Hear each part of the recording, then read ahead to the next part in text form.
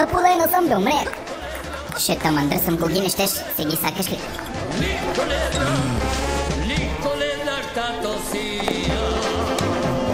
Здрасте, мездрански пустиняци. Значи, слушайте ма внимателно, нема да повтарям.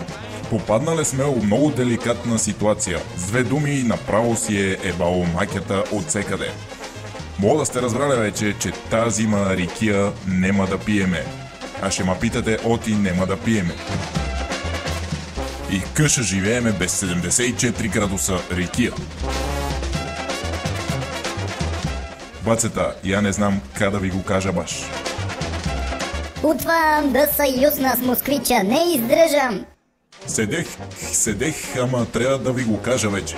Немаме една стотинка пустиняци.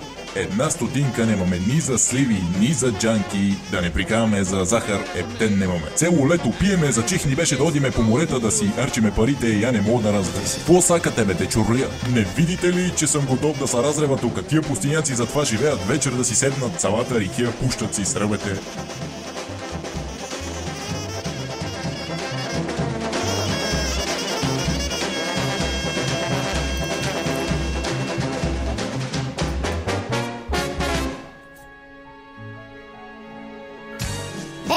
Уй, и я имам неко лев да го ева.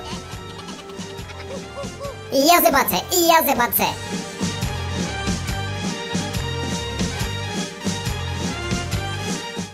Те така ви аресваме и ора, ще има рикия с тия стотинки и с всичко къде сбереме още.